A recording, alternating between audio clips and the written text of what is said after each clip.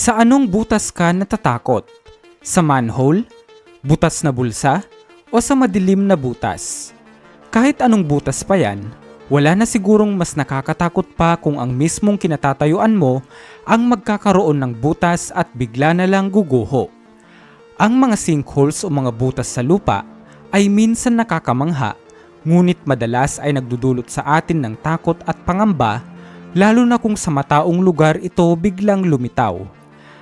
Kaya naman sa bidyong ito ay iisa-isahin nating bubutasin ang mga misteryo ng 6 na pinakamalaki at malalim na butas sa buong mundo.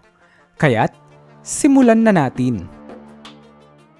Ngunit bago yan, kung bago ka pa lang dito sa ating channel at interesado ka sa ganitong mga content na tumatalakay sa siyensya, discovery, conspiracy, kakaibang pangyayari, katatakutan at iba pa, ay pakipindot mo na din ang subscribe at bell button para lagi kang updated sa mga bagong uploads ko. Maraming salamat po. Number 6. Yamal Crater, Russia.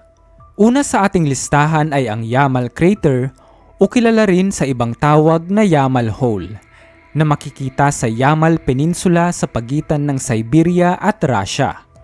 Ito ay aksidenteng nadiskubre noong 2014 ng isang grupo ng mga Russian scientist habang sila ay nagsasagawa ng aerial survey sa lugar. Ang Yamal Crater ay isang malaki at misteryosong sinkhole na may lawak na 98 feet at lalim na 230 feet.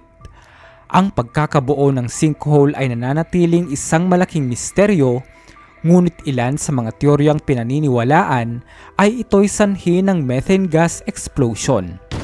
Ang mga naimbak na methane gas sa ilalim ay sumingaw hanggang sa narating nito ang critical point at ito'y nagsanhi ng malakas na pagsabog dahilan ng pagguho ng lupa. Ayon naman sa isang teorya, ito marahil ay bakas ng bulalakaw o meteorite na tumaman nagsanhi ng crater. Ngunit ang teoryang ito ay walang matibay na ebidensya sapagkat walang nakuhang fragments ng meteorite sa lugar. Number 5. Darvaza Crater, Turkmenistan. Matapos nating masaksihan ang malalim na butas, dumako naman tayo sa isang butas o sinkhole na nag-aapoy. Ang Darvaza Crater o kilala rin bilang Door to Hell o lagusan papuntang impyerno. Ang sinkhole na ito ay makikita sa Turkmenistan at patunay sa pangalan nitong Door to Hell ay ang hindi natitinag at napupuksa nitong apoy. Ang sinkhole na ito ay may lapad na 226 feet at mayroong lalim na 98 feet at nasa pusod ng Karakum Desert. Ang butas na ito ay nadiskubre ng mga Soviet geologists noong 1960 habang sila'y nagsasagawa ng isang drilling operation. Dahil na pag-alamang sumisingaw ito ng methane gas, ay napagdesisyonan nila itong silaban para hindi na kumalat ang nakamamatay na gas at sa halip ay ito'y masunog hanggang sa maubos. Ngunit taliwas sa inaasahan ng mga geologists na ang apoy ay huhupa sa ilang araw, ito'y umabot ng buwan hanggang taon at maging sa kasalukuyan ay patuloy pa rin itong nag-aapoy. Ayon sa paniniwala ng ibang residenteng nakakita sa butas ng malapitan, tila di umano may mga bulong at sigaw silang naririnig mula sa ilalim nito. At pinaniniwalaang ang hindi maubos-ubos na pag-aapoy nito ay hindi na lamang sanhi ng gas, kundi ito ay apoy galing impyerno. Ikaw kaibigan, anong masasabi mo rito? Number 4. The Great Blue Hole. Dumako naman tayo sa isang misteryosong butas na makikita naman sa pusod ng karagatan. Ito ang tinatawag na The Great Blue Hole. Ito ay may nakakamanghang lawak na 1,000 feet at may lalim naman na 407 feet. Ang Blue Hole ay makikita sa Caribbean Sea at tinatansyang nabuo nung panahon pa ng Ice Age 15,000 years na ang nakakalipas. At originally, ito ay isang limestone cave na unti-unting nag-collapse at nilamon ng dagat. Ang deep blue na kulay ng tubig nito at almost perfect circle nitong hugis ay nagbibigay ng misteryo sa mga scientist. Dahil dito, ito ay naging isang popular na diving site para sa mga explorers.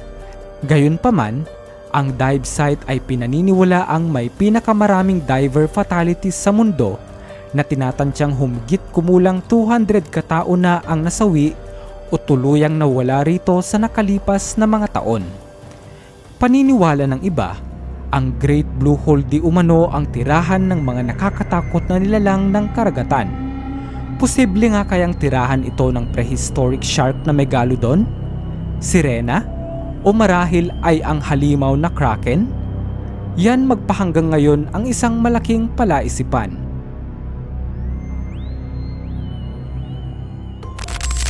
Bago tayo pumunta sa number 3, anong butas ang kinatatakutan mo?